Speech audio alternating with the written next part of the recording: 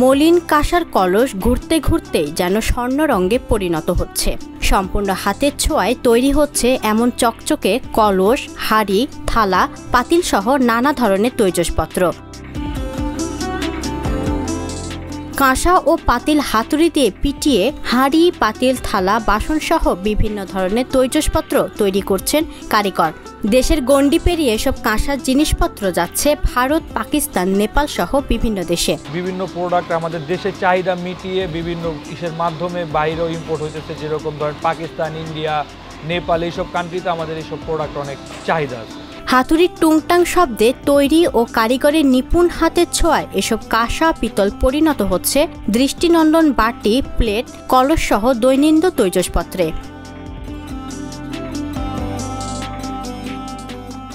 রাজধানীর জিঞ্জিরা এম কাঁসা পিতল নামের একটি প্রতিষ্ঠানে তৈরি হচ্ছে এসব কাঁসা পিতলের তৈজসপত্র, যেখানে কড়াই, হাঁড়ি, পাতিল, গ্লাস সহ প্রায় 25 প্রকার কাঁসা পিতলের তৈজসপত্র তৈরি হয়, যা চলে যায় দেশের বিভিন্ন জেলা, শহর আর ভারত, পাকিস্তান, নেপালে। এখানে মোটামুটি আপনার কড়াই, হাঁড়ি, পাতিল, প্লেট, গ্লাস সহ পিতলের 20 থেকে 25টা আইটেম তৈরি করা হয়। এখান থেকে আমরা সব পাইকারি ভাবে আপনাদের মিট ফুড আর বিভিন্ন মুখোশলে পাঠানো হয়। আমাদের একদম অরিজিনাল খাঁটি পিতল, এখানে কোনো ভেজাল নেই, 100% অথেন্টিক পিতল। আর এগুলা হলো কারিগর দ্বারা নিখুঁতভাবে, প্রত্যেকটা কারিগর এখানে মনে করেন 10 থেকে 15 বছরের এক্সপিরিয়েন্স। ওনাদের প্রত্যেকজনের হাতের কাজ অনেক ভালো।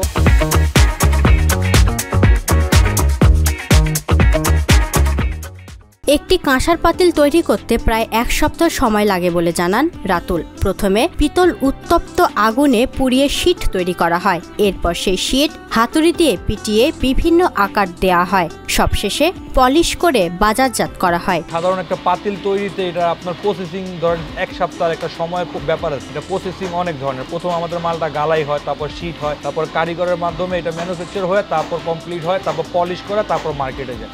এটা আপনার মনে করেন যে টোটাল কস্টিং আপনার মনে করেন একটা পাতিল যদি 1 কেজি ওজন হয়, ওটা 1500 টাকার মতো কস্টিং আমার পড়ে যায়। প্রায় 30 বছর ধরে কাঁসা পিতলের জিনিসপত্র তৈরি করেন কারিগর কবির হোসেন।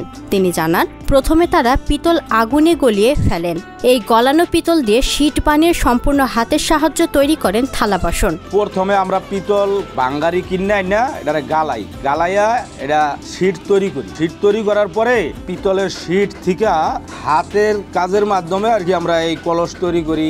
কলস, পাতিল, কড়াই এবং গড়ি, পান্দান, পুষ্পপত্র, হিন্দুদের, মুসলমানের সবার যাবতীয় পিতলের মাল এই জায়গায় তৈরি হয়। দেশ ও দেশের বাইরে কাঁসা পিতলের তৈজসপত্রের চাহিদা বেশ, তবে কাঁসার পণ্য তৈরি করা কারিগরের সংখ্যা খুব সীমিত বলে জানান রাতুল। কারিগর এখন খুব অল্প আছে, ধরেন পুরো বাংলাদেশ মিলে 20 থেকে 50 জনের বেশি হবে না। টোটাল কারখানা আপনার ধরেন 5 থেকে 10টা আছে। আমাদের মতো মনে হয় এরকম কারখানা খুব কমই আছে।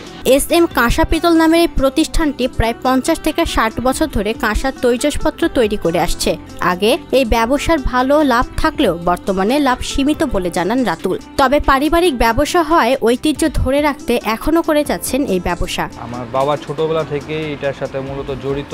উনি একদম মূলত 15 বছর 14 বছর বয়স থেকে এই লাইনে কাম করছে। তখন থেকে আস্তে আস্তে উনি জমায়া যেভাবে হোক টুকটাক ইনভেস্ট করতে করতে আগে এই ব্যবসাটা খুব ভালো ছিল, প্রফিট ভালো ছিল, সে কারণে ওনারা একটা প্রতিষ্ঠান দাঁড়া করাতে পারছে। এখন বর্তমানে একটা প্রতিষ্ঠান দাঁড়া করানো, চালানো খুব কষ্টদায়ক, কারণ যে রকম ইনভেস্টমেন্ট এখানে করা ওরকম প্রফিট আসতেছে না। এগুলো হলো আমাদের ফ্যামিলিগত বিজনেস, সে কারণে এটা ধরে রাখা। এখন এটা হলো পিতলের দাম অনেক বাইরে গেছে, সে কারণে এখন এই ব্যবসাটা চালানো অনেক কষ্টকর।